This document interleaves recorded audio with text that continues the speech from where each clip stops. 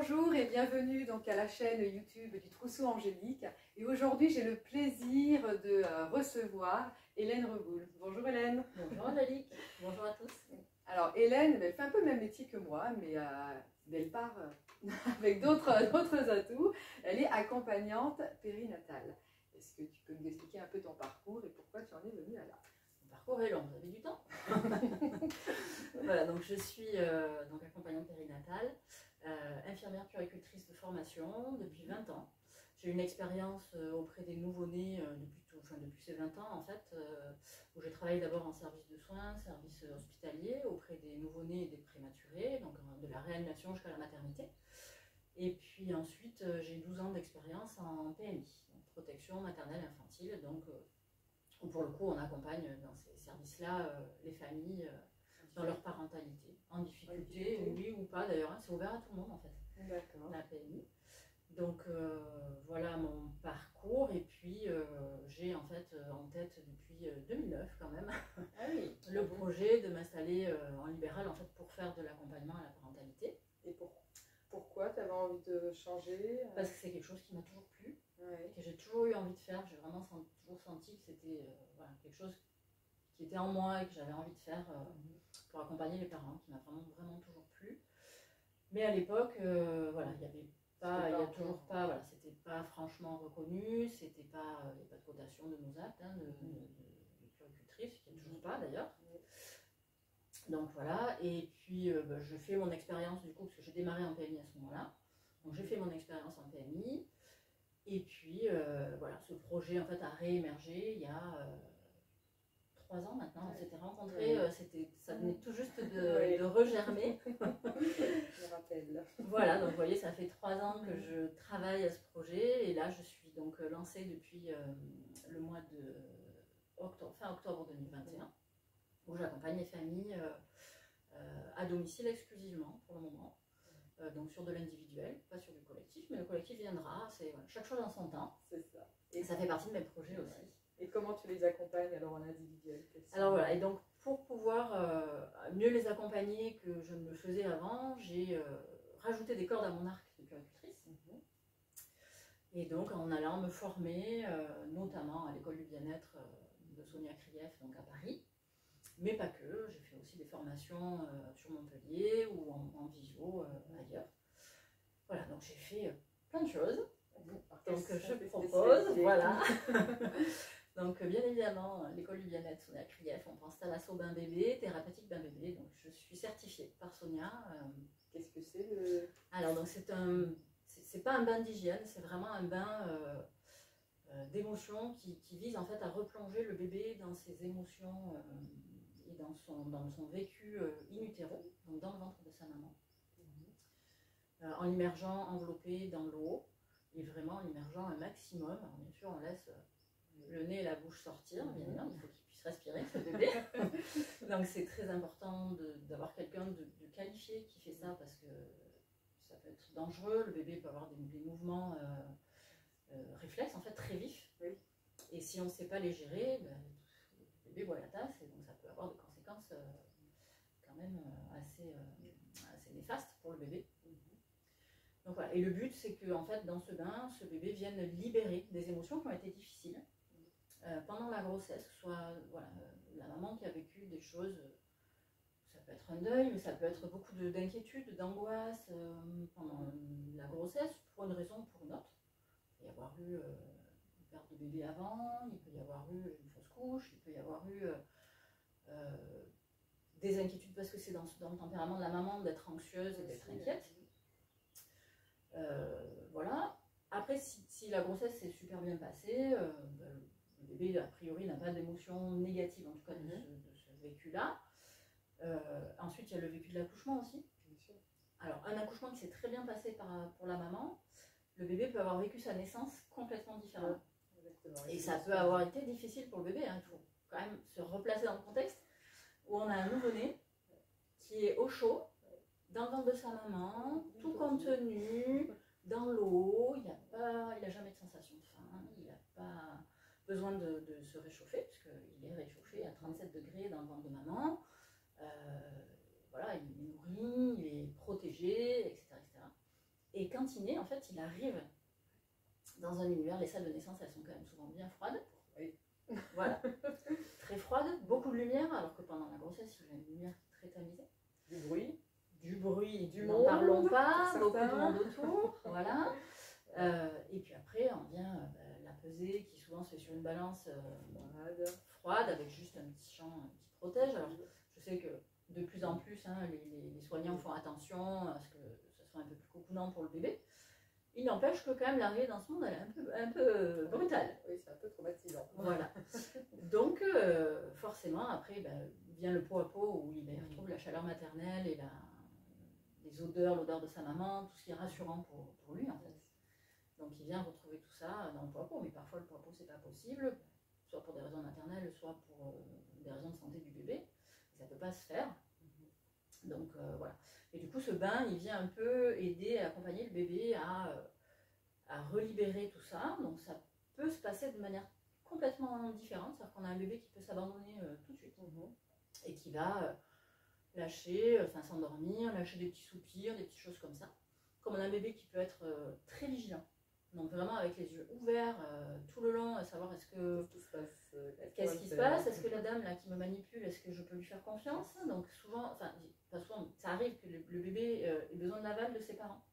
Ses parents disent tu peux lui faire confiance, tu peux y aller, pour que quelque part il puisse lâcher, s'abandonner et vraiment faire confiance. Donc on voit vraiment plein de cas de figure. Après c'est bouleversant, vraiment quand on Je pense que pour les parents c'est bouleversant, pour le bébé ça l'est, mais pour la praticienne c'est aussi quelque chose de très fort. Voilà, il y a vraiment quelque chose qui se joue là, de confiance en fait en trilogie, vraiment entre les parents, le bébé et l'accompagnante. Et si à un moment donné il y a la confiance qui n'est pas à un endroit, un lien qui est pas encore créé, ça ne fonctionne pas. Et ça, c'est une fois ou des fois il y a besoin de plus. Tu sens qu'il y a besoin de plusieurs fois parce que l'enfant justement n'est pas arrivé à se détendre. Alors, le plus souvent c'est une fois, parce que ça a quand même un coût, que c'est pas négligeable. Mais ça arrive que ce soit que les parents reviennent en me disant voilà, en fait, je sens qu'il y a encore, il y a déjà eu un thalassomin, mais je sens qu'il y a des choses qui ne sont pas encore complètement libérées, il y a encore des choses qui sont difficiles. Donc, en gros, est-ce qu'on peut refaire un bain, etc. Donc, il n'y a pas de contre-indication, clairement, c'est possible. Voilà. Et puis, sachant que dans un même bain, dans une même séance, hein, donc moi je me déplace à domicile des familles, et je prends entre 1h30 et 2h quand je viens vous voir. Oui, c'est-à-dire c'est pas juste je viens, je prépare le bain, je baigne le bébé, je sors et voilà. Non, pas du tout. C'est vraiment, j'arrive, je prends le temps de faire votre connaissance, parce que souvent on ne se connaît pas. Sauf si je vous ai massé en anténatal, à ce moment-là, on a déjà fait connaissance. Vous pensez déjà qu'elle masse. Voilà, donc je masse les mamans avant la naissance, après la naissance. Important les deux. Voilà, très important de prendre soin de soi, mais c'est pas facile. Oui. Voilà. Donc, soit je vous ai déjà rencontré effectivement avant la naissance et donc je connais déjà un petit peu votre parcours, votre histoire de grossesse, etc. Soit on ne se connaît pas, c'est la première fois qu'on se voit et à ce moment-là on fait connaissance à ce moment-là. Moi j'ai toujours besoin de savoir comment vous avez vécu votre grossesse, comment elle s'est passée, comment s'est passé l'accouchement, le séjour à la maternité, vos premières impressions, vos premiers jours, vos premières semaines de vécu de parents. Ça, c'est vraiment primordial. Voilà, après, je vais préparer la salle de bain, tout ce qu'il faut pour que ce soit cocooning, voilà, que tout le monde soit bien. Ensuite vient le temps du bain. Pendant ce bain, il faut savoir que les bébés peuvent pleurer. Pour libérer aussi leurs émotions, ils peuvent pleurer. S'ils pleurent, pas de souci. Soit on arrive par des petits mouvements, des petits bercements, maman ou papa qui parle au bébé, ça peut suffire à apaiser le bébé, à le rassurer. On peut continuer. Si vraiment le bébé pleure beaucoup, pas de problème. On sort le bébé de l'eau, on le sèche, on le réemmaillote. Je le redonne à papa, à maman pour un câlin pour se rassurer, pour une tétée s'il y a besoin de tétée. Voilà, on prend le temps et on y retourne. Voilà. Je peux être amenée à sortir le bébé de l'eau jusqu'à 3 fois. C'est possible. Après, au-delà, ça dure trop longtemps et c'est plus adapté. Mais en tout cas, voilà. Et bien souvent, quand ça se passe comme ça, parce que ça arrive quand même plus souvent qu'on pense. Souvent on voit les images des bébés qui sont apaisés, mais des fois avant d'obtenir cet état-là, il faut du temps.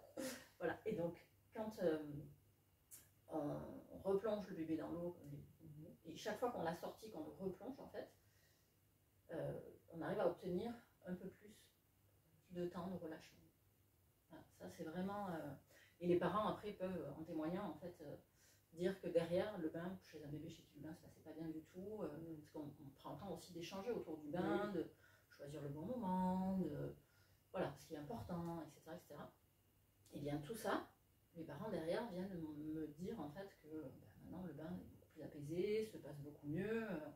Voilà, donc il y a vraiment, des choses qui se libèrent et qui se jouent. Enfin, clairement. Donc ça c'est le thalassobain. C'est le thalassobain, tout à fait. Donc tu fais aussi donc, du massage pré- et post-natal. Voilà. Et ensuite, que fais-tu? Alors je fais de la réflexologie bébé émotionnelle. Donc ce sont des ateliers, c'est-à-dire que moi je ne masse pas votre bébé. Je vous montre sur un poupon. J'ai des petits protocoles qui sont qu'après je vous envoie. Ceux qu'on a vus ensemble, je vous les envoie par mail pour que vous les ayez, que vous puissiez les refaire, parce que le but c'est ça, bien évidemment, c'est que vous puissiez les refaire à la maison. Des fois, voilà, on peut oublier. Voilà, c'est normal, ça n'est pas, voilà, il m'a fallu quelques temps pour les apprendre. Donc on ne peut pas apprendre en 1 heure ou 1 h 30, c'est pas possible. Tout retenir en tout cas. Donc voilà, et moi je viens vous montrer sur un poupon. J'ai souvent 1 ou 2 poupons en plus, parce que des fois le bébé s'y prête pas envie qu'on range ses pieds. Et bien très bien, vous venez vous entraîner sur le poupon. Et puis quand ce sera le bon moment, vous pourrez le refaire sur votre bébé. Vraiment sans problème. Donc tu as les thèmes précis, donc ça va être, je sais pas, alors, les problèmes de sommeil, les problèmes de ventre, les problèmes de... Les coliques, les poussées dentaires, les affections ORL, pulmonaires, le reflux, les coliques, tout ce qui est troubles digestifs, coliques, constipation, enfin digestif, le sommeil bien évidemment. Mais cette réflexologie, elle vient aussi chercher les émotions. C'est la réflexologie bébé émotion. Voilà. Et de toute façon, on sait aussi que tout est lié. De toute façon, les organes sont liés aussi aux émotions. Donc, de toute façon, voilà, dès qu'on. Sur les organes, de toute façon, quand on vient par exemple sur de la colère, bizarrement, on va venir sur la véhicule biliaire, sur le foie, voilà. Donc, voilà, donc du coup, dans les émotions aussi, j'ai des petits protocoles. Alors, je fais jamais ou tout l'un ou tout l'autre. C'est en général un mix. Je propose un petit mix quand même parce que de l'émotionnel, c'est très lourd, c'est très difficile. Il faut savoir que le bébé ou l'enfant, puisque c'est jusqu'à 8 ans, voire plus, la réflexologie bébé émotionnel. On peut avoir une modification de comportement de l'enfant, une majoration des troubles pour lesquels on a traité, en fait, qui peuvent être présents pendant 48 heures, pour qu'après ça s'apaise et ça vienne oui, ce qu'on appelle le syndrome de guérison, il faut souvent que ça augmente. Voilà. Et c'est important de prévenir les parents. Oui, je fais toujours parce que, capital. attention, c'est normal. Voilà, tout à fait. Okay. Ensuite, donc, des ateliers de massage bébé aussi. C'est un mix entre, je pense qu'il s'agit dans la formation que j'ai eue, il y a du chantala, mais pas que. Enfin, c'est vraiment plein de choses. Alors, des fois, ce que je peux proposer sur les nouveau-nés notamment, les 3 premiers mois, vraiment les premiers mois de vie, c'est un mix en fait d'ateliers entre la réflexo et le massage, notamment quand il y a des troubles digestifs, des coliques, des choses comme ça. Donc on va venir faire le massage essentiellement du ventre, que je peux montrer donc aux parents, massage du ventre, et ensuite les protocoles de réflexologie qui vont être au niveau des troubles digestifs, du reflux aussi, des pleurs, parce qu'il y a beaucoup de pleurs à ce moment-là aussi, les coliques, il y a aussi beaucoup d'émotionnel.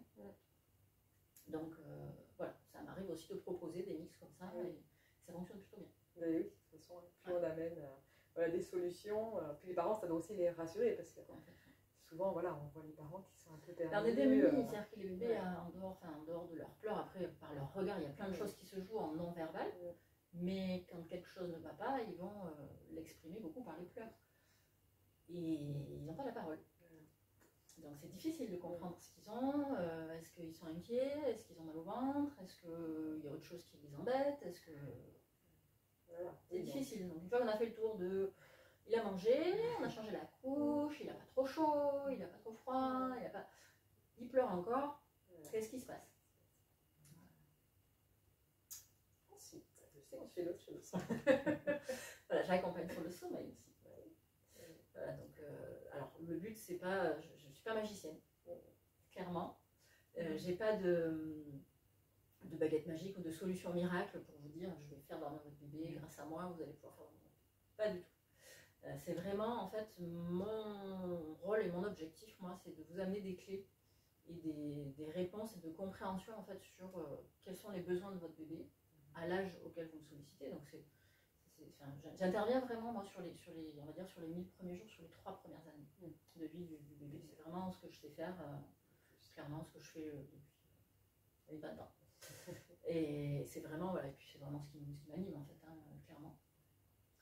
Donc voilà, donc l'idée c'est au moment où vous me sollicitez sur l'âge de votre enfant, c'est voilà, de quoi votre bébé a besoin, déjà de quoi il a besoin pour pouvoir dormir sereinement. C'est différent pour chacun. Ça c'est pas pareil. Ensuite, quels sont ses besoins de sommeil à son âge? Tout simplement, votre bébé il a 9 mois, 9 mois il a besoin de ça, ça, ça. Et comment est structuré le sommeil de votre bébé à son âge aussi.